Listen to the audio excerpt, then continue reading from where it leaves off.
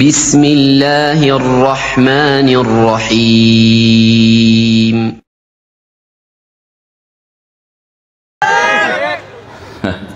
বগুড়া সদরে দুই দলের দুই বড় নেতা কামলা কামলি করতেছে, কেরানি একটারে মানুষ এমপি বানায় দিছে। ব্যাস, খাও এবার ভালো করে। মনে আছে না? জনগণকে খেপায়েন না, তাহলে কিন্তু অবস্থা খারাপ হয়ে যাবে। আমরা জনগণ, বাংলাদেশের জনগণ বেশি ভদ্র, আমাদের চেয়ে ভদ্র কোনো মানুষ দুনিয়াতে নাই। ঠিক না বা ঠিক? কত মিথ্যা কথা কয় নেতারা, তারপরেও আমরা ওদেরকে সালাম দেই, আদরও করি, ভাতও খাওয়াই। কি বলেন? কথা কন না কেন? হ্যাঁ, আমরা খুব ভদ্র। আর মুসলমানরা ভদ্র, মুসলমানদের চেয়ে ভদ্র কোনো জাতি। আমরা যদি অভদ্র হতাম, একদিনে ইহুদির বাচ্চাদেরকে গিলে খেয়ে ফেলতে পারতাম। কারণ সারা পৃথিবীতে ইহুদি হলো 1.5 কোটি, আর মুসলমান কয় কোটি? কয় কোটি? 200 কোটি। একজন করেও ভাগে পড়বে না, একজন করেও ভাগে পড়বে না। কিন্তু আমার রাসূল সাল্লাল্লাহু আলাইহি ওয়াসাল্লাম নিষেধ করেছেন, যে অপরাধ করে তারে শাস্তি দাও। একজনের অপরাধের কারণে আরেকজনকে শাস্তি দেয়া যাবে না। ইহুদির বাচ্চারা, সতর্ক হয়ে যাও, যে কোনো সময় তোমাদের উপর আল্লাহর গজব নাজিল হবে। কারণ ঘর আল্লাহ, বাঁচাবেন আল্লাহ। ঠিক না ঠিক? কাবা ঘরকে বাঁচিয়েছেন কে? কে বাঁচিয়েছেন? যে কোনো নবীর আগমনের আগে পৃথিবীর একটা পরিবর্তন হয়। রাসূল সাল্লাল্লাহু আলাইহি ওয়াসাল্লাম ছিলেন নবীদের শেষ নবী, আর বনি ইসরাইলের শেষ নবী ছিলেন কোন নবী? বলেন, কোন নবী? ঈসা আলাইহিস সালাম। উনি হলেন বনি ইসরাইলের শেষ নবী। বনি ইসরাইলের প্রথম নবী কে ছিলেন? আল্লাহ তোরে হেদায়েত করুক। আমিন। বনি ইসরাইলের ইয়াকুব আলাইহিস সালাম তো তাদের বাপ। প্রথম নবী ছিলেন ইউসুফ আলাইহিস সালাম। এখন সামনে কে আসবেন পৃথিবীতে? ঈসা আলাইহিস। দুটি মসজিদ পৃথিবীতে কোরআনের বর্ণনায় কয়টি? দুটি মসজিদ। একই আয়াতে আল্লাহ উল্লেখ করলেন, সুবহানাল্লাযী আসরা বিআবদিহি লাইলাম মিনাল মাসজিদিল হারাম ইলাল মাসজিদিল আকসাল্লাযী বারাকানা হাওলাহু লিনুরিয়াহু মিন আয়াতিনা ইন্নাহু হুয়াস সামিউল বাসীর। মহাপবিত্র ওই সত্তা, যিনি তার গোলামকে মাগরিবের পরে রাতের একটা অংশে বাইতুল্লাহ থেকে বাইতুল মুকাদ্দাস সফর করিয়েছেন নিজের নিদর্শন সমূহ দেখার জন্য। তিনি সব শুনেন, সব দেখেন। ওই বাইতুল্লাহতে যখন আক্রমণ হলো, হেফাজত করলেন কে? সেটা ছিল রাসূলের জন্মের 40 দিন আগে। আব্রাহা ঘিরে ফেললো হস্তি বাহিনী নিয়ে। আব্দুল মুত্তালিবের কিছু উট, দুম্বা তারা চুরি করে নিয়ে গেল। আব্দুল মুত্তালিব আব্রাহার কাছে গিয়ে বললেন, give my Camel goat back. আমার দুম্বা, আমার ওটগুলো ফিরিয়ে দাও। আব্রাহা বলল, আনতা রাইসুল কাবা, তুমি কি কাবার প্রধান না? বলছে, হ্যাঁ আমি কাবার প্রধান। সো হোয়াট, আমার এগুলো ফেরত দাও। বলছে, কাবা শরীফ ধ্বংসের জন্য আসছি, তোমার কোনো চিন্তা নাই।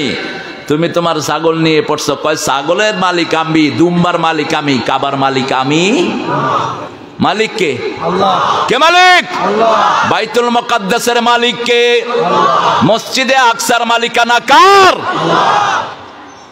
কাবাকে যেমন আল্লাহ ছোট্ট পাখি দিয়ে হেফাজত করেছেন, এই বাইতুল মুকাদ্দাসকেও হেফাজত করবেন কে? মুসলমান যখন দুর্বল হয়, অ্যাকশনে যান কে?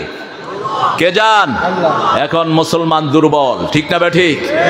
এত দুর্বল, মুসলমানের একটা কোথাও কাজ হয় না। মুসলমানদের প্রাণের আল্লামাকে নিভৃতে মরে যেতে হয়। ঠিক না ঠিক? কিচ্ছু করতে পারে না মুসলমান। এখন অ্যাকশনে যাবেন কে? তবে অ্যাকশন শুরু হয়েছে। খুশি হলেন না বোধহয়? কি অ্যাকশন শুরু হয়েছে? 16,000 টন বোম ফেলেছে ইসরায়েলের কুত্তারা ছোট্ট গাজাতে। কয় হাজার টন? 16,000 টন। এই 16,000 টন যদি বাংলাদেশে ফেলতো, কিচ্ছু থাকতো না বাংলাদেশে। কিন্তু গাজ্জাতে এখনো আল্লাহর ওলিরা আছে না নাই? মোসাব, যেটা ইহুদিদের গোপন সংগঠন, সেটার হেড বলছে, we don't know what's happening in Gaza. We bombing on shadow, we couldn't find any human being. আমরা যখন গাজায় বোম্বিং করি দেখি যে শুধু ছায়া, কোনো মানুষ পাই না। এই জন্য স্কুলে বোম মারে, হসপিটালে বোম মারে, রিফিউজি ক্যাম্পে বোম মারে। লোকেরা উত্তর দেয়, পাবা না, এই যে ছায়াগুলো এরা হলো আল্লাহর ফেরেশতা। সামান্য গুলাল দিয়ে মুসলমান ডিজেবল লোকেরা গুলাল মারে, তাদের শূন্য গুলি মারা যায়। আল্লাহ বলেন, ওয়ামা রামাইতা ইয রামাইতা ওয়ালাকিন্নাল্লাহা রামা। তোমরা যখন কিছু নিক্ষেপ করো, তোমরা করো না, তোমরা ওটা উঠাও, সেটা নিক্ষেপের কাজটা করে দেন কে? সে আল্লাহ এখনো আছে না নাই? আপনারা এত কষ্ট করে আল্লাহকে ডাকবেন আর আল্লাহ আপনাকে হেফাজত করবে না, এরকম আল্লাহর ইবাদত আমরা করি না। করোনার সময় আমাদেরকে হেফাজত করেছেন কে? আর আমাদের দুশমনদেরকে দুনিয়া থেকে বিদায় করেছেন কে? শিক্ষা তো গ্রহণ করো না। এমন মরা মরেছো, পুড়তেও পারো নাই। নদীর স্রোত জাম হয়ে গেছে তোমাদের লাশের কারণে, ঠিক না ঠিক? ঘরে ঘরে লাশ পড়ে মরেছিল যারা মুসলমানদের গায়ে হাত তুলেছে। এখনো আল্লাহ রাব্বুল আলামিন দেখছেন। সবচেয়ে ধৈর্যশীল কে? কে ধৈর্যশীল? আল্লাহ। আল্লাহ আমাদেরকে ধৈর্য দান করেন, বলেন আমিন। আরো চিৎকার করে বলি আমিন। আমরা এক দল হব। মুসলমান কয় দল? এক দল। আমাদের মধ্যে কোনো ভাগাভাগি, যারা ভাগাভাগি করে এরা মুসলমানদের দুশমন, এরা ইহুদিদের দালাল, এরা অমুসলিমদের দালাল। ভাগাভাগি করবা না, খবরদার। রাসূল সাল্লাল্লাহু আলাইহি ওয়াসাল্লাম বলছেন, তিনটা জিনিস হলো ঐক্যের ভিত্তি। কয়টা? মান সাল্লা সালাতানা ওয়া ইস্তাকবালা কিবলাতানা ওয়া কালা যাবিহাতানা ফাযালিকাল মুসলিম ফি যিম্মাতিল্লাহি ওয়া রাসূলিহি। যে আল্লাহর কিবলাকে কিবলা মানবে, 5 ওয়াক্ত সালাত আদায় করবে, আল্লাহর তরিকা অনুযায়ী জবাই করবে, এরা সবাই মুসলমান। এরা কার জিম্মায় থাকে? আল্লাহর জিম্মায়, রাসূলের জিম্মায়। এখন আল্লাহর জিম্মার কাউকে যদি আপনি মারেন, আপনাকে শেষ করে দিবেন কে? খবরদার। যারা কারো, যেমন চেয়ারম্যানের জিম্মায় যদি কেউ থাকে, এই ইউনিয়নে তার গায়ে কেউ হাত দিতে পারবে? পারবে? কেউ পারবে না। এমপির জিম্মায় যে থাকবে, ওই এলাকায় এমপি তাকে হেফাজত করবে, ঠিক না ঠিক? প্রাইম মিনিস্টারের জিম্মায় যে থাকবে, তার তো পাওয়ারই অন্যরকম। কথা কন নাকি? সামান্য ড্রাইভার কোটি কোটি টাকার মালিক হয়ে গেছে। হ্যাঁ, টাকাই টাকা। তার গায়ে হাত দেয় কে? এখন নামাজ যারা পড়ে তারা কার জিম্মায়? কার জিম্মায়? খবরদার, তাদের গায়ে হাত দিবি, আল্লাহ সেই হাত গুড়িয়ে দিবেন। নামাজ পড়েন তো আপনারা? 5 ওয়াক্ত পড়বেন তো? আল্লাহ তৌফিক দান করুক। আসুন বিষয়ে ঢুকে পড়ি। আমি যখরফ থেকে কথা বলবো। এটা হলো 43 নাম্বার সাহাবীর ওই ঘটনাটা বলে শুরু করছি। আযমু সূরা। রাসূল সাল্লাল্লাহু আলাইহি ওয়াসাল্লামকে মনে করিয়ে দিলেন, ইয়া রাসূলুল্লাহ, আপনি বলেছেন আমাকে কোরআনের সর্বশ্রেষ্ঠ সূরাটা আপনি শিখাবেন। রাসূল শিখালেন, আলহামদুলিল্লাহি। পড়েন, আলহামদুলিল্লাহি রাব্বিল আলামিন আর রহমানির রহিম মালিকি ইয়াউমিদ্দিন ইয়্যাকা না'বুদু ওয়া ইয়্যাকা নাস্তাঈন ইহদিনাস সিরাতাল মুস্তাকিম সিরাতাল লাযীনা আন'আমতা আলাইহিম গায়রিল মাগদুবি আলাইহিম।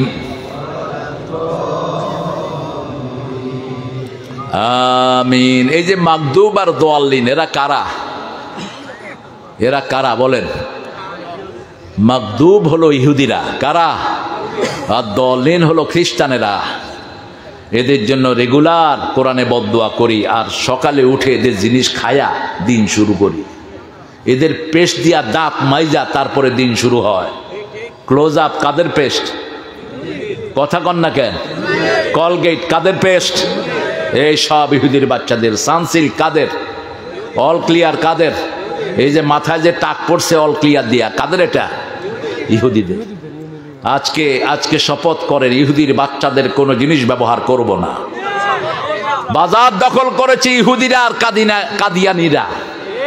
কাদিয়ানিদের কত জিনিস, প্রায় 4000 কনজিউমার আইটেম, প্রাণ, আরএফএল, মিঠাই, ভিশন, আর কি এই রকম হাজার হাজার পণ্য তাদের বাজারে। এরা কি কেন কাদিয়ানি? কি জোরে বলেন, একটু বলতে বলতে কষ্ট হচ্ছে। কেন কাফের? এরা সূরা আহজাবের 41 নম্বর আয়াতকে অস্বীকার করেছে। এরা বলেছে মুহাম্মদ সাল্লাল্লাহু আলাইহি ওয়াসাল্লাম শেষ নবী না, ওদের কাদিয়ানি এই কুত্তাটা নাকি শেষ নবী। হ্যাঁ, এই কুকুরটা বলেছে আমি যদি মিথ্যা নবী হই আমার মৃত্যু যেন পায়খানায় হয়। কোথায় মরছে? কোথায় মরছে? পায়খানায়। আতাউল্লাহ বুখারী ছিলেন পাকিস্তানের একজন শ্রেষ্ঠ মুহাদ্দিস। হঠাৎ করে রাস্তায় তার সাথে দেখা হয়ে গেল। বলল, হেই ইডিয়েট, স্টে হিয়ার, ছেড়ে যা। কেউ যদি মিথ্যা নবুয়তের দাবি করে তার কাছে দলিল চাওয়া জায়েজ নেই। লা নবিয়্যা বা'দি ওয়ালা রাসূলা, রাসূলের পরে কোনো নবীও নাই, রাসূলও উনি শেষ। উনি কি শেষ? উপমা দিয়েছেন কিভাবে? রাসূল বলছেন বুখারী শরীফের বর্ণনা যে একটা সুন্দর ঘর বানানো হলো, ঘরের ভিতরে একটা ইট বাকি। কি বাকি? ইট বাকি। ওই ইটটা যখন দেওয়া হবে না ততক্ষণ পর্যন্ত ঘরটা পরিপূর্ণ নয়। ওই ইটটার নাম হলো মুহাম্মদ সাল্লাল্লাহু, নবুয়তের ঘরের শেষ ইট আমি মুহাম্মদ সাল্লাল্লাহু। তিনি বললেন, এই শুনেছি তুই নাকি নবুয়ত দাবি করেছিস, কি দলিল তোর কাছে? বলছে দেখেন কোরআন শরীফের সূরা সাফে আল্লাহ বলছেন ইয়াতি মিন বাদি ইসমুহু আহমদ। ঈসা আলাইহিস সালাম বলছে আমার পরে একজন আসবেন, তিনার নাম আহমদ। তো তিনি বললেন তুই তো সে আহমদের গোলাম, তোর নাম তো গোলাম আহমদ, ঠিক কিনা? মাশাআল্লাহ, এখন তো সুন্দর কিছু। এই আসো তোমারে দিয়ে ওয়াজ করে, কি সুন্দর লাগতেছে, আলহামদুলিল্লাহ। বলে তো বললো আমি তো এই গোলাম বাদ দিলাম, থাকলো কি আহমদ।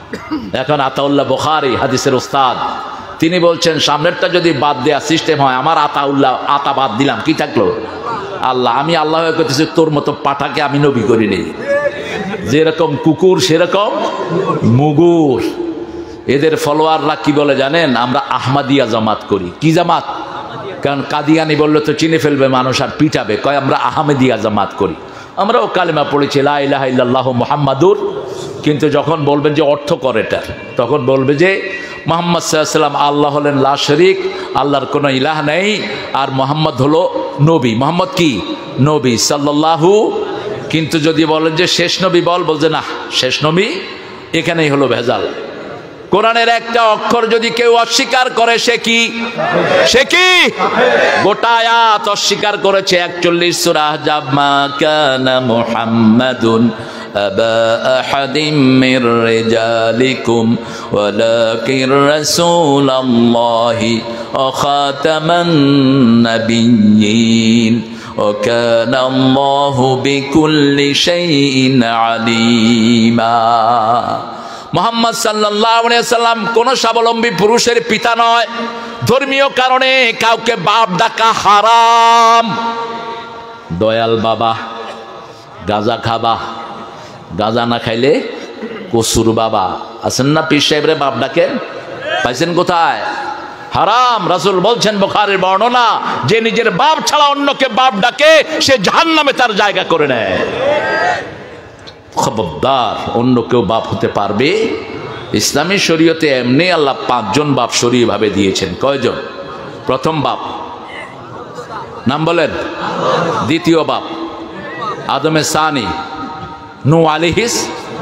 তৃতীয় বাপ ইব্রাহিম আলাইহিস। চতুর্থ বাপ রুহানি বাপ। রাসূল সাল্লাল্লাহু আলাইহি ওয়াসাল্লামের সব বিবিদেরকে আমরা কি ডাকি? মা। মায়ের জামাই কি হয়? এটা বুঝে না। মায়ের জামাই কি হয়? বাবা। কিন্তু বাবা ডাকা নিষেধ, সেই জন্য আমরা কেউ কোনো সাহাবী নবীকে বাবা ডাকেন নাই। আল্লাহ নিষেধ করে দিয়েছেন, মা কানা মুহাম্মাদুন আবা আহাদিম মির রিজালিকুম, তোমাদের কোনো স্বাবলম্বী পুরুষের পিতা মুহাম্মদ সাল্লাল্লাহু আলাইহি ওয়াসাল্লাম নন। কিন্তু রুহানি ভাবে তিনি আমাদের পিতা। আর পঞ্চম হলো আপনার আপন বাপ। নবীদের পরেই আপন বাপের মর্যাদা। এত বড় মর্যাদায় পিতার নাম ধরে ডাকতে নিষেধ করেছেন রাহমাতাল লিল আলামিন। আদাবুল মুফরাদের ভিতরে ইমাম বুখারী সেই হাদিস এনেছেন, পিতার নামও যত্র তত্র মুখে নেওয়া যাবে না। পিতা এবং মাতা, আল্লাহর পরে এদের মর্যাদা দান করেছেন কে? আল্লাহর পরে এদের কথা কোরআন শরীফে বলেছেন কে?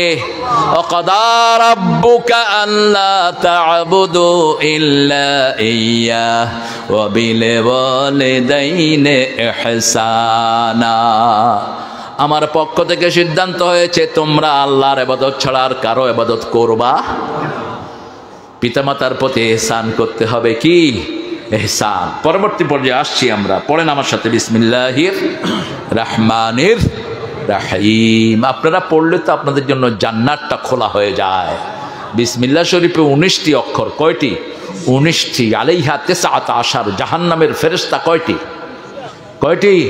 19টি। কয়টি? 19টি। যখন কেউ বিসমিল্লাহ শরীফ বেশি ব্যবহার করবে, জাহান্নামের 19টা ফেরেশতার হাতে শিকল পড়ে যাবে। উঠতে বসতে চলতে ফিরতে কি পড়বেন? বিসমিল্লাহির। বাংলা লিখবেন না, শুরু করিলাম আল্লাহর নামে, দয়ালু ও দাতা, না, বিসমিল্লাহির রহমানির। এবং 786, আলহামদুলিল্লাহ আমাদের মেহনতের কারণে এটা বিদায় হয়েছে। 786 যারা ব্যবহার করেন, হরে কৃষ্ণ হরে রাম কি অক্ষর করলো 786 হয়। এই জন্য এটা হিন্দু ভাইয়েরাও ব্যবহার করে, আমগো মুসলমানরাও ব্যবহার করতো। এই অক্ষরের কোনো ভ্যালু নাই। সরাসরি লিখবেন যেটা আল্লাহ নাজিল করেছেন, বিসমিল্লাহির রহমানির। কোরআন শরীফের সবচেয়ে বেশি আয়াত হলো এটা, ঠিক না বা ঠিক? কতবার এসেছে বলেন? 100? হ্যাঁ, 114। 113টা সূরার উপরে 113 বার। আর আরেকটা সূরার ভিতরে বিসমিল্লাহি মাজরেহা ওয়া মুরসাহা না। ইন্নাহু মিন সুলাইমান ইন্নাহু বিসমিল্লাহির রহমানির রহিম। মোট 114 বার উল্লেখ করে দিয়েছেন কে? সে আল্লাহ রাব্বুল আলামিন বলছেন, হামিম ওয়াল কিতাবিল মুবিন ইন্না জাআলনাহু কুরআনান আরাবিয়্যান লাআল্লাকুম তা'কিলুন। সুবহানাল্লাহ। হামিম এগুলো হলো কোরআনের অলংকার। কোরআনের কি? অলংকার। এগুলোকে সূরা আল ইমরানে আল্লাহ বলেছেন এগুলো হলো আয়াতে মুতাশাবিহাত। এগুলোর অর্থ আল্লাহ ছাড়া আর কেউ জানে না।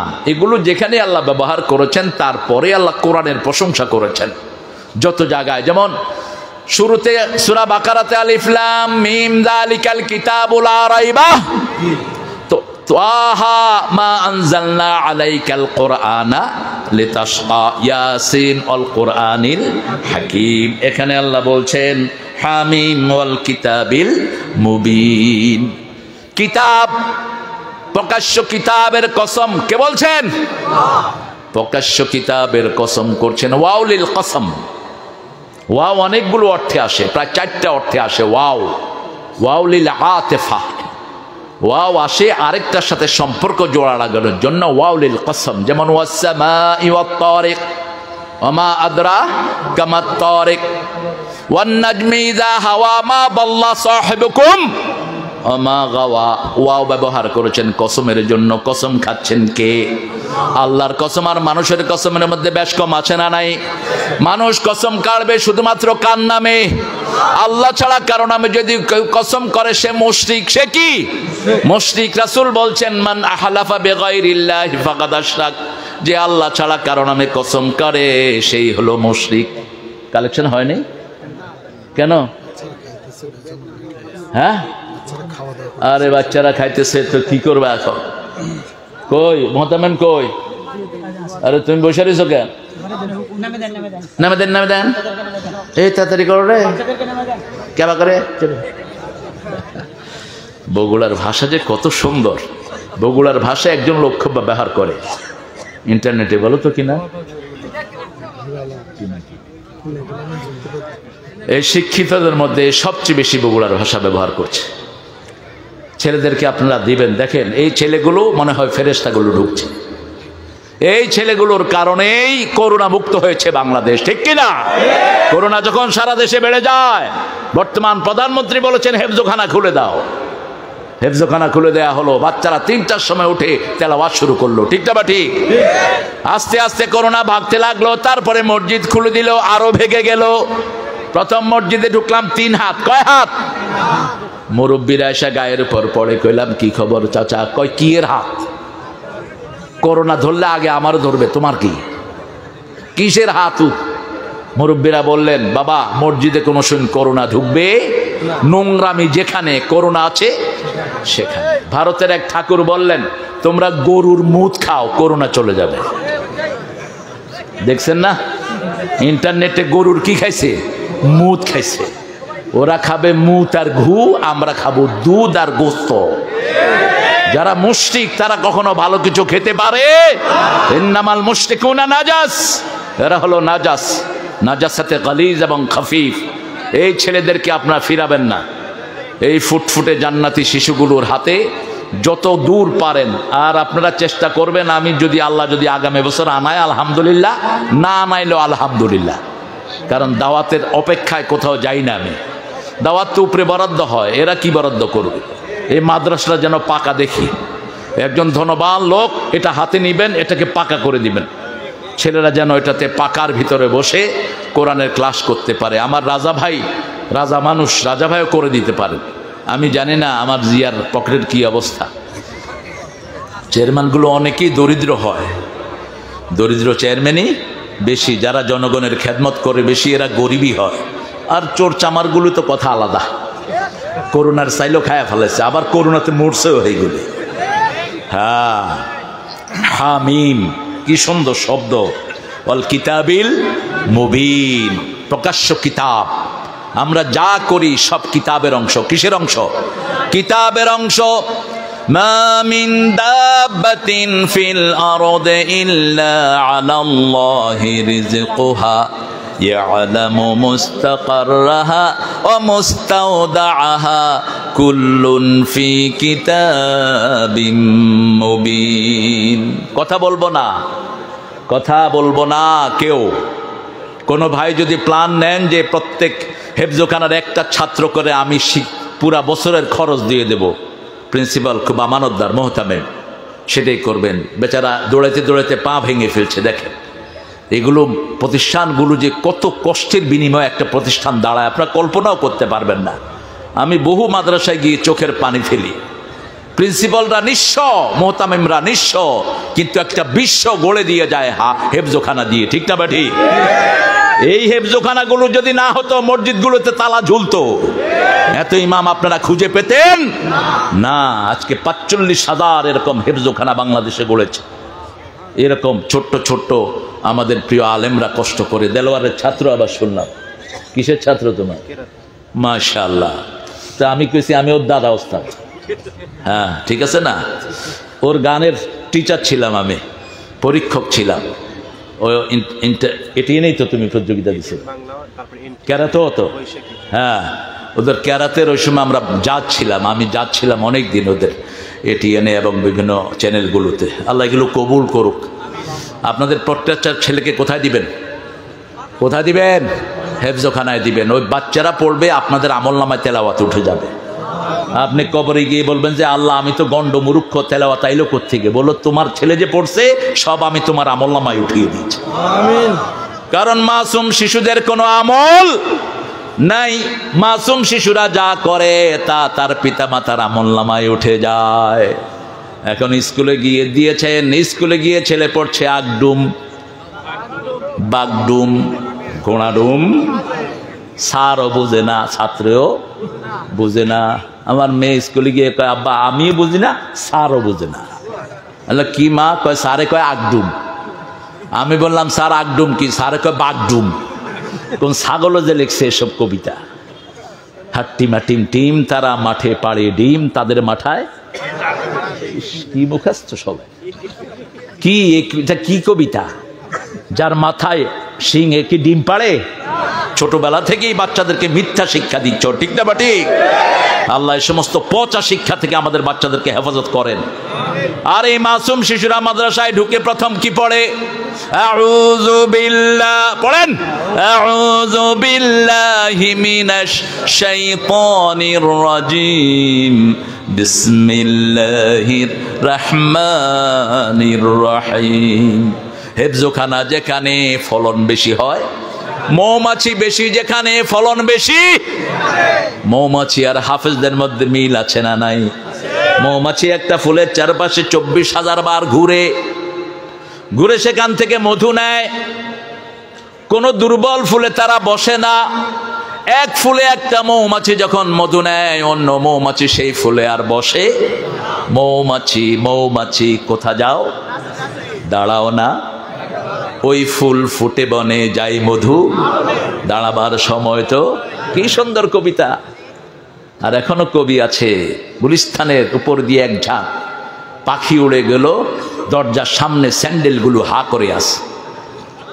কবিতা কবিতা পড়লে মনে হয় কবিরে ধৈরা জুতা দিয়া পিঠে। কোনো মিল নাই, তাল নাই, কিসের কবিতা এগুলো? কবি ছিলেন কবি নজরুল, ঠিক না ঠিক? কবি ছিলেন আমাদের কবি ফররুখ। রাত পোহাবার কত দেরি পাঞ্জেরি, এখনো তোমার আসমান ভরা মেঘে, এসে তারা হেলাল এখনো ওঠেনি জেগে। তুমি মাছ তুলে আমি দাঁড় টানি ভুলে, অসীম রাতের শূন্যতা ঘেরি। রাত পোহাবার কত দেরি পাঞ্জেরি। সুবহানাল্লাহ বলবেন না?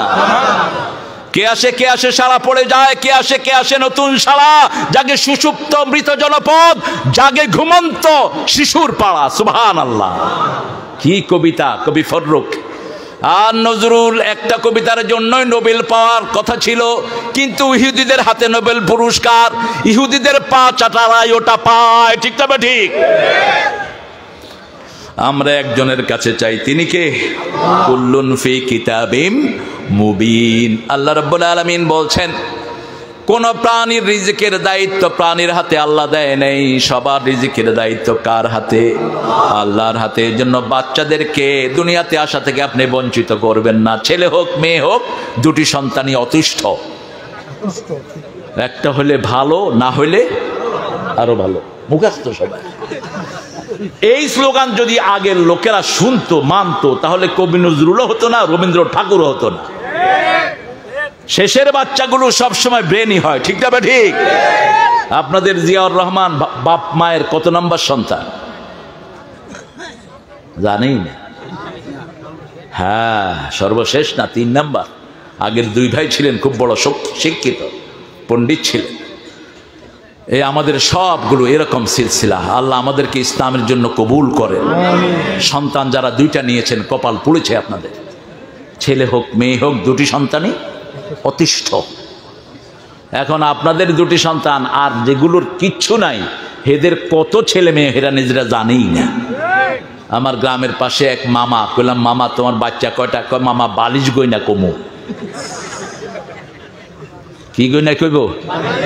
আপনাদের এই বগুড়াতে এক বাসায় গেছি, দেখি যে ঘরটা খুব সুন্দর, বেলি ফুল টেবিলের উপর। আমি বললাম এই ঘরে নিশ্চয়ই মেয়ে বেশি। মালিক কই? কয় হুজুর মালিক তো পলায় গেছে, আপনার সামনে আসবে না। কেন? তিনি ফ্যামিলি প্ল্যানিং এ চাকরি করেন।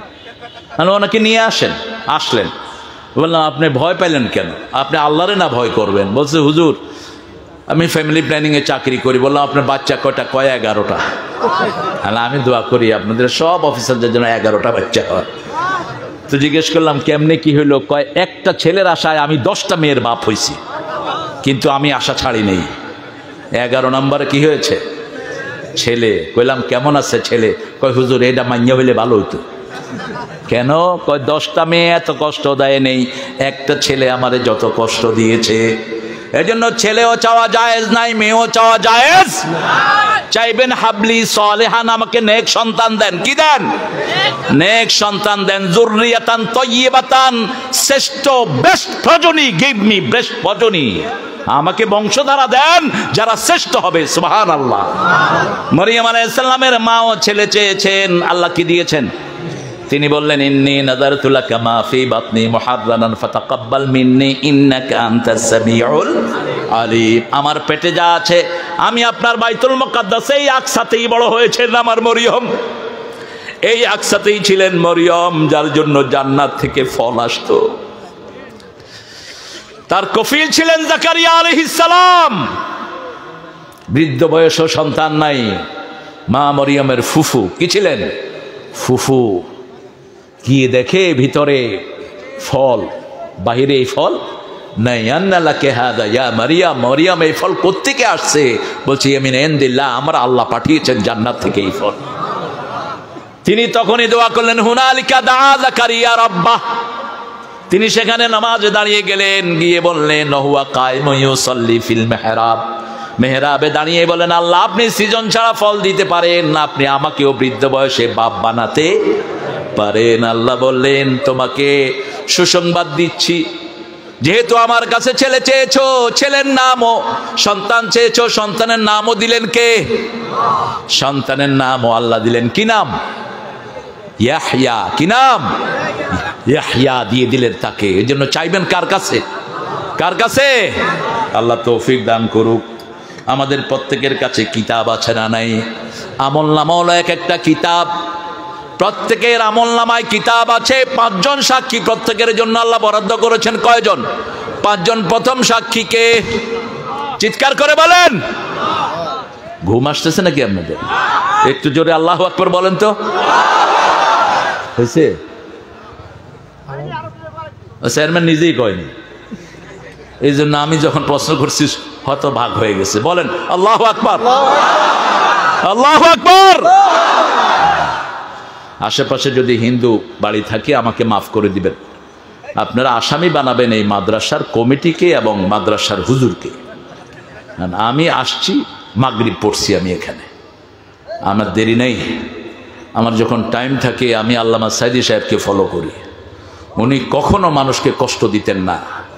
বগুড়াতে যখন আসতেন দুপুরে এসেই উপস্থিত হতেন, যাতে মাহফিল কমিটি নিশ্চিন্ত থাকে।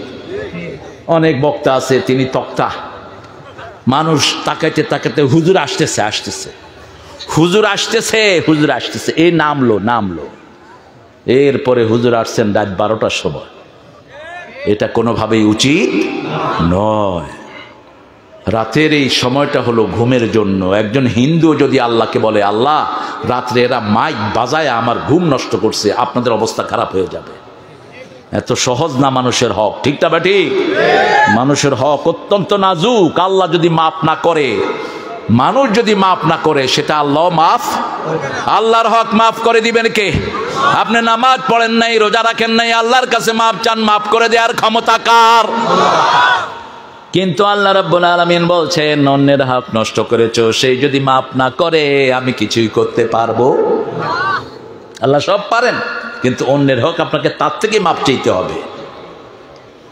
কুল্লুন ফি কিতাবিম মুবিন, সব রেকর্ড হচ্ছে। প্রথম সাক্ষী আল্লাহ, 2 নম্বর সাক্ষী কেরামান কাতিবিন, 3 নম্বর সাক্ষী এই মাটি।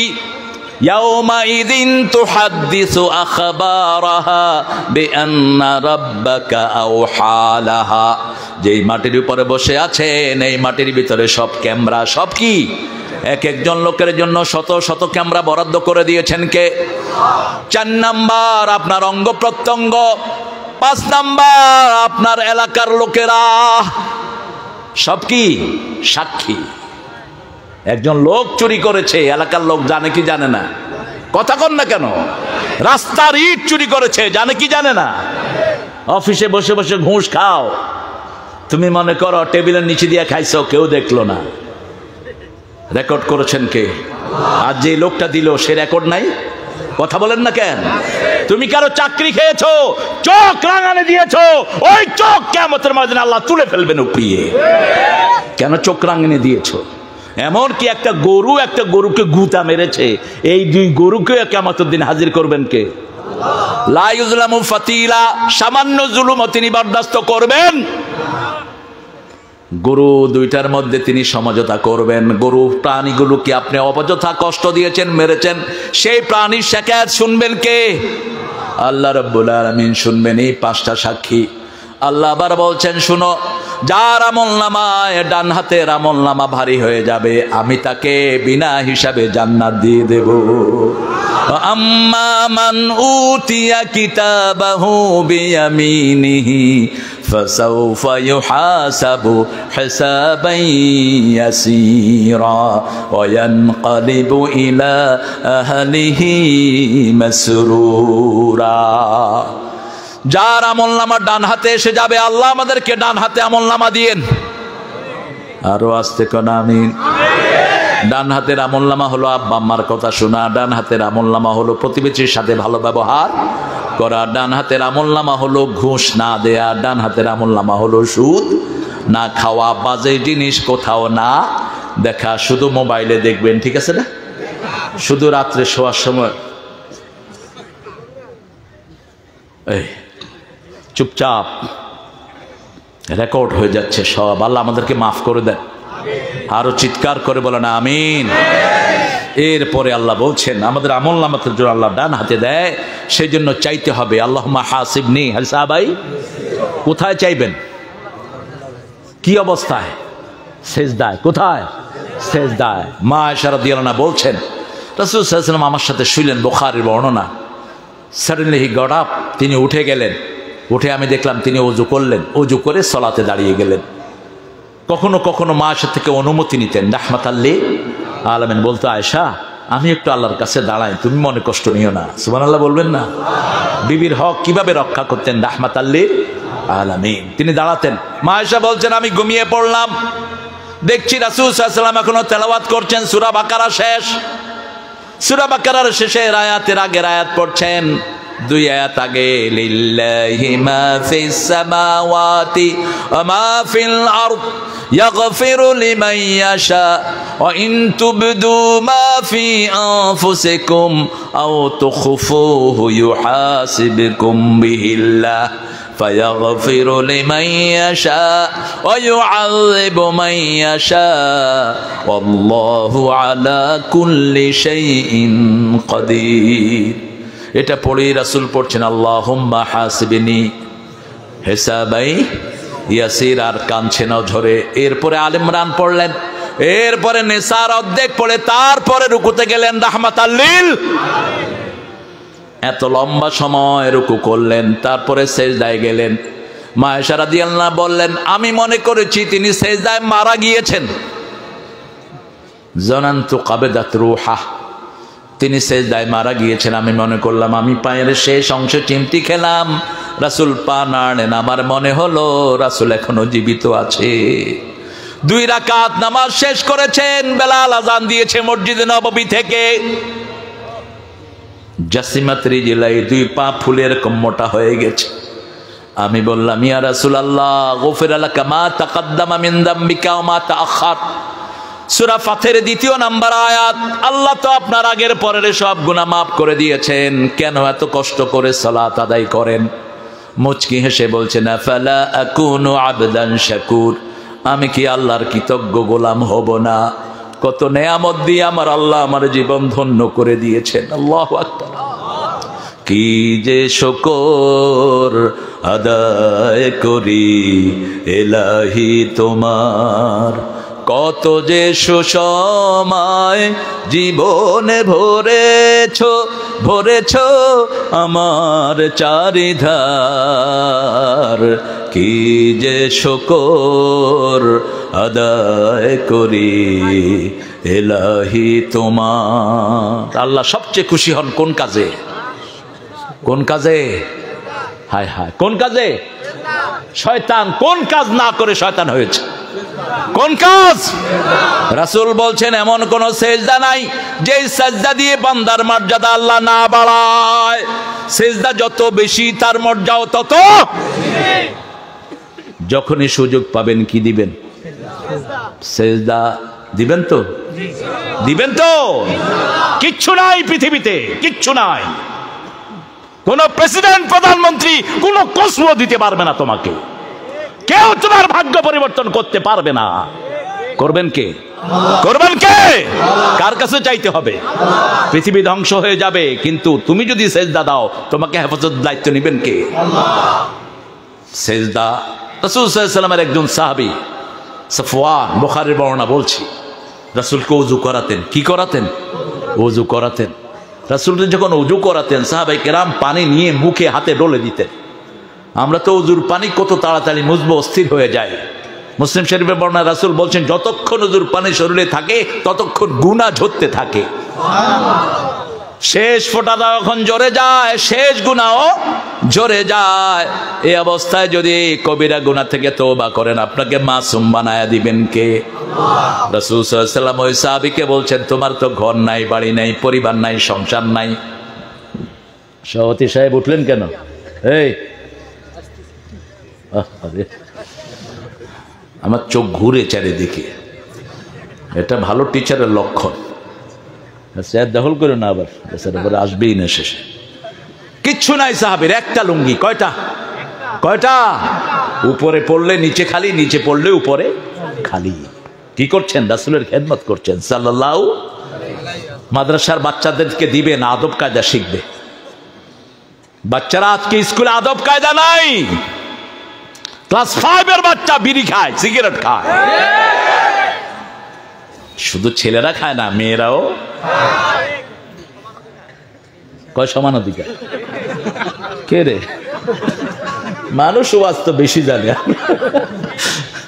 আহা না, এদেরকে বুঝাবেন। আপনার মা, আপনার মেয়েরা কোথায় যায়, স্কুলের নাম করে। গত পরশুদিন আমি চট্টগ্রাম যাচ্ছিলাম, একখানে ব্রেক করলাম, দেখি যে ওই হোটেলে স্কুলের মেয়েরা। ম্যানেজারকে বললাম, এই মেয়েরা কি করে রে এখানে?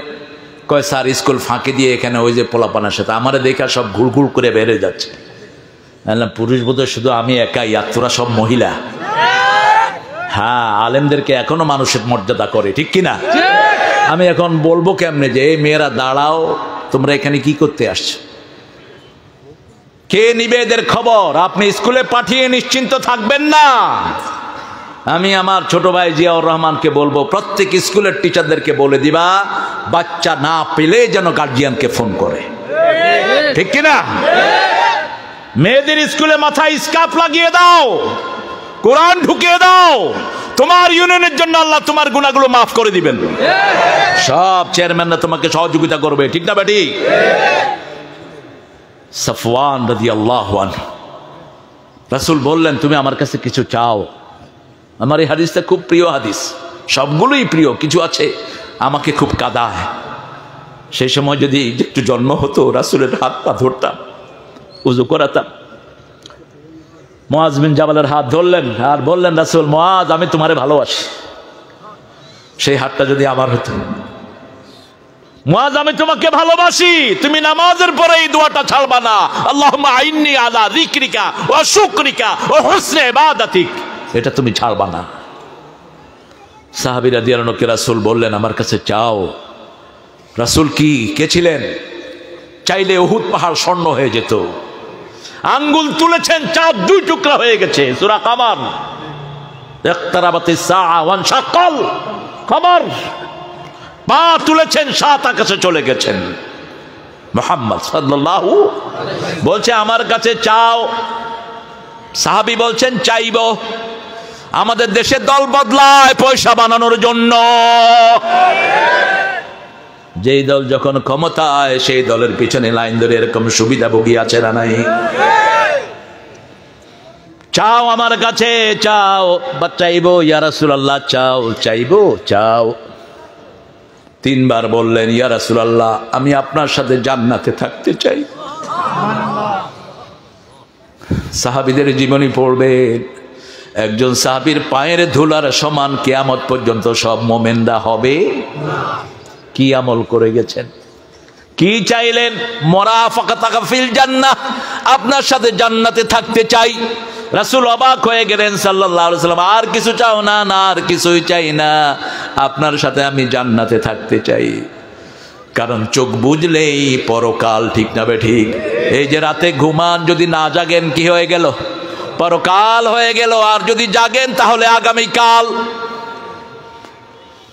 কি করে ঘুমিয়ে থাকো ফজর করে কাজা, এমনও তো হতে পারে জোহরে জানাজা। হচ্ছে না? হচ্ছে। রাসূল সাল্লাল্লাহু আলাইহি ওয়াসাল্লাম বললেন, তাহলে বেশি সেজদা দাও।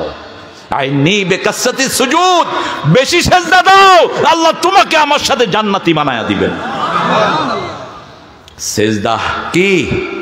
সেজদা শরীরের ভিতরে জোড়া আছে 365টি, বাহিরে উপরের জোড়া 365। রাসূল সাল্লাল্লাহু আলাইহি ওয়াসাল্লাম বলছেন আর ভিতরের কত জোড়া এটা ডাক্তাররাও জানে। কেমনে জানবে? ব্রেনে 2700 কোটি সেল, প্রত্যেক সেলের ভিতরে জোড়া আছে না নাই? কথা কন না কেন আপনি? হার্টের ভিতরে 2500 কোটি সেল। রাসূল সাল্লাল্লাহু আলাইহি ওয়াসাল্লাম বললেন প্রত্যেকটি জোড়ার সদকা দাও। কিভাবে সদকা দেব? রাসূল বললেন সাল্লাল্লাহু সুবহানাল্লাহ, আলহামদুলিল্লাহ, আল্লাহু আকবার, লা ইলাহা, এগুলো পড়ো, প্রত্যেক জোড়ার সদকা আদায় হয়। এখন সাহাবায়ে কেরাম বললেন কিয়ামত পর্যন্ত সদকা করলেও শরীরের সব জোড়ার হক আদায় হবে? রাসূল শর্ট সিলেবাস দিলেন, শর্ট সিলেবাস দিয়েছেন রাহমাতাল লিল। একদিন রাতে বললেন এমন একটা কাজ আছে 10 পারা কোরআনের সওয়াব হবে। 10 পারা কোরআন পড়ে কে শুইতে পারবা? কেউ হাত তুললেন না। রাসূল সাল্লাল্লাহু আলাইহি ওয়াসাল্লাম বুঝলেন, বললেন একটা সূরা পড়বা 10 পারা সওয়াব হয়ে যাবে। কুল হুয়াল্লাহু আহাদ আল্লাহুস সামাদ লাম ইয়ালিদ ওয়া লাম ইউলাদ ওয়া লাম ইয়াকুল লাহু কুফুয়ান। রাসূল সাল্লাল্লাহু আলাইহি ওয়াসাল্লাম বললেন শোনো, আরেকটা কাজ করবা, সবগুলো জোড়ার হক আদায় হয়ে যাবে। চাশতের নামাজ, কিসের নামাজ? চাশতের নামাজ যারা পড়বে, এটা পড়তে হয় 8টা থেকে নিয়ে 12টার আগ পর্যন্ত, সূর্য একদম বরাবর হওয়া পর্যন্ত এটা পড়া যায়। এটা পড়লে 3টা লাভ। কয়টা? শুনতেছেন তো? ভালো আছেন তো? হ্যাঁ, ঘুমায় পড়ছেন না বিষয়? হ্যাঁ, ঘুমানে। আপনারা ঘুমাইলে আমিও ঘুমাবো। হ্যাঁ, ভালো। জাদু আছে না আপনাদের এলাকায়? জাদু, হিংসা, একজনের পিছনে আরেকজন লাগা আছে না? এটা হুজুরদের মধ্যে বেশি। হ্যাঁ, দেখেন না, এক হুজুর আরেক হুজুরের বিরুদ্ধে। খবরদার, কোন হুজুরের বিরুদ্ধে লেগো না। আপনি যদি কারো দোষ খুঁজে বেড়ান, আল্লাহ বলছেন আমি তার দোষ খুঁজে বেড়াবো। আর আল্লাহ যদি তোর দোষ খুঁজে বেড়ায়, তোর পালানোর কোনো উপায়?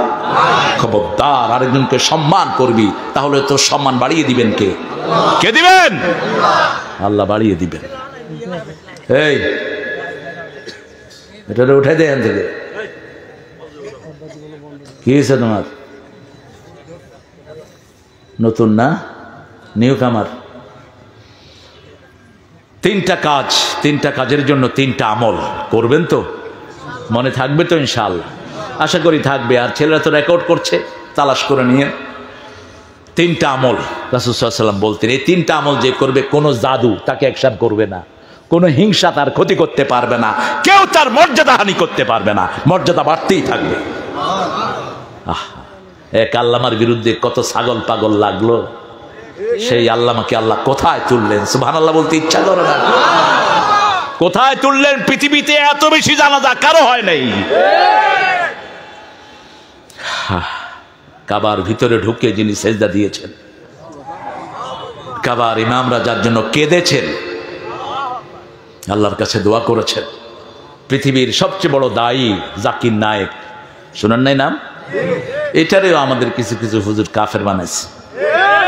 আরে বেটা, ওর দাওয়াতে যা মুসলমান হয়েছে, তুই তো এত লোক চোখেও দেখোস নাই।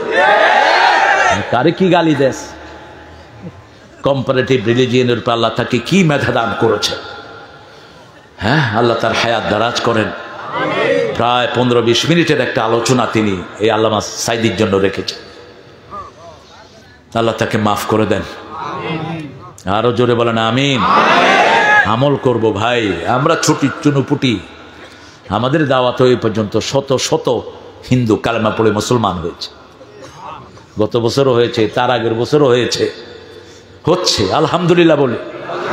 এটাই বরকত। এটা কি বরকত?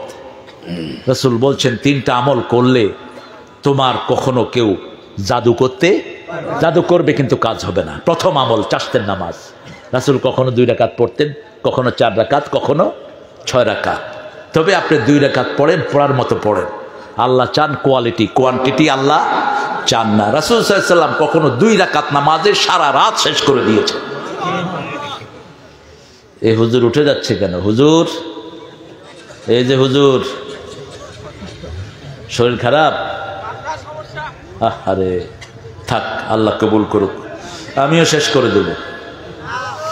হ্যাঁ, প্রথম আমল চাষ পড়বেন তো, একটা হলো রিজিকের নামাজ, এরশাকের নামাজ হলো রিজিকের নামাজ। হজ ওমরা করেন না এরকম লোক তো বেশি, ঠিক না বেটি? এরকম হজ ওমরা সোয়াব পেতে চান তো? কারা কারা চান দেখি হাত তোলেন তো দেখি। আল্লাহ হাতগুলো আপনি কবুল করেন, আরো জোরে বলেন আমিন। হাতগুলো নামায়। রাসূল সাল্লাল্লাহু আলাইহি ওয়াসাল্লাম বললেন, ফজরের নামাজ জামাতে পড়ে যারা তাসবিহ করে সূর্য উদয় করবে, তাসবিহ করতে করতে সূর্য উঠলো, তারপরে যদি 2 রাকাত নামাজ পড়েন, রাসূল সাল্লাল্লাহু আলাইহি ওয়াসাল্লাম বলছেন হজ ওমরার পরিপূর্ণ সওয়াব, তাম্মান তাম্মান তাম্মান, পরিপূর্ণ সওয়াব আল্লাহ তার আমলনামায় লিখে দিবে। এটা আবার রিজিকেরও নামাজ। যাদের রিজিক কম, এই নামাজটা পড়লে তাদের রিজিক বাড়িয়ে দিবেন কে? 2 নাম্বার, 3টা রোজা মাসে রাখবেন। কয়টা? রাসূল সপ্তাহে রাখতেন 2টা। কয়টা? 2টা রাখতেন সপ্তাহ, আর মাসে রাখতেন কখনো 11টা, কখনো তার চেয়ে অনেক বেশি। 4 সপ্তাহে রাখতেন 8টা, সোম এবং বৃহস্পতিবার। রাসূলের জন্ম হয়েছে সোমবারে, কিন্তু কোন তারিখ এটা নিয়ে ইখতিলাফ আছে, কিন্তু দিনটা হলো সোমবার। দিনটা কি? যেমন কিয়ামত কোন দিন হবে এটা কে জানে? কে জানে? আমি জানি, জুমাবারে হবে কিয়ামত। কোন বারে? জুমাবারে। কিন্তু কোন দিন হবে সেটা কে জানেন? কোন সময় হবে সেটা কে জানেন? কিন্তু বারটা কি হবে? জুমাবার। কারণ আমরা এটা জানলাম কোত্থেকে? বলেছেন মুহাম্মদ সাল্লাল্লাহু আলাইহি ওয়াসাল্লাম। ঠিক তেমনি ভাবে ওনার জন্ম হয়েছে কি বারে? সোমবারে। আমরা জন্মের দিনে কি করে? Happy birthday to to to you, happy birthday to Kutkut, cake কাটে। তুই মুশরিক, তুই ইসলাম বিরোধী, কোরআন বিরোধী। জন্ম দিবস, মৃত্যু দিবস পালন করা হারাম। কারণ জন্মের মালিকও তুমি না, মৃত্যুর মালিকও তুমি না। তুমি দোয়া করতে পারো তার জন্য। রাসূল জন্ম দিবস পালন করতেন রোজা রেখে। কি রেখে? রোজা রেখে। আর বৃহস্পতিবার রোজা রাখতেন। এই দিন জান্নাতের দুয়ার খোলা হয়, সারা সপ্তাহের আমল আল্লাহর কাছে চলে যায়। 3টা রোজা রাখতে পারবেন তো মাসে? রোজা রাখেন, শরীর ভালো হয়ে যাবে। শরীরে যত ব্যাড কোলেস্টেরল আছে, জাপানের একজন ইঞ্জিনিয়ার, একজন বৈজ্ঞানিক রোজার উপর গবেষণা করে তিনি ডক্টরেট ডিগ্রি নিয়েছেন, মুসলমানও হয়েছেন। তিনি সব ধর্মের রোজার উপর গবেষণা করেছেন। হিন্দু ধর্মের উপবাস আছে না নাই? কষ্ট হচ্ছে? হ্যাঁ, কষ্ট হচ্ছে না? কি অবস্থা? ঠিক আছে তো তোমার? আরে আল্লাহ কবুল করুক, আলহামদুলিল্লাহ। তো হিন্দু ধর্মের রোজা কি? হিন্দু ধর্মের রোজা হলো শুধু ভাত আর ডাল খাওয়া যাবে না, ফল, রুটি, পেয়ারা, বিড়ি, পানি সব খেতে পারবে। এরকম রোজা তো আমরা কিয়ামত পর্যন্ত রাখতে পারি। কোনো কষ্ট আছে? কিন্তু তিনি আমাদের রোজার উপর গবেষণা করলেন, আতিম্মুস সিয়ামা ইলাল লাইল, তোমরা রাত পর্যন্ত এটাকে পরিপূর্ণ করো, সূর্য ডুবার আগ থেকে নিয়ে রাত পর্যন্ত। তিনি দেখলেন মুসলমানদের রোজাতে শরীরের যতগুলো ব্যাড কোলেস্টেরল আছে সবগুলো মরে সাফ হয়ে যায়, শরীর নতুন করে জন্ম নেয় শরীর। এই জন্য রোজা আছে যেখানে শক্তি বেশি। বদরের যুদ্ধ কোন সময় হয়েছে? রমজানের 17 তারিখ। মুসলমানের পেট খালি হলে শক্তি বাড়ে, আর এখন এক এক পেটুকের কারণে কোনো শক্তি নাই। গোসাই ইনকা গোসাই সাইল, সাগরের ফেনার মতো এত মুসলমান, কিন্তু তাদের কোনো প্রভাব নাই। শুধু আরব ওয়ার্ল্ডের প্রেসিডেন্টগুলো যদি ভেস্কি দিত, কত আগে ইহুদির বাচ্চারা এটা বন্ধ করতো, ঠিক কিনা? সবগুলো জানোয়ার হা করে বসে আছে। ওটা তো তোর শিশু হলে তোর কলিজা পুড়ে যেত, ঠিক না? ঠিক। 300 শিশু একসাথে লাশ নিয়ে বসে আছে মায়েরা। কি ধৈর্য আল্লাহ তাদেরকে দিয়েছেন। মা কাঁদছেন, স্বামী বলছেন ইসবির ইসবির ফাসাবরুন জামিল আল্লাহুল মুস্তাআনু আলা মা তাসিফুন।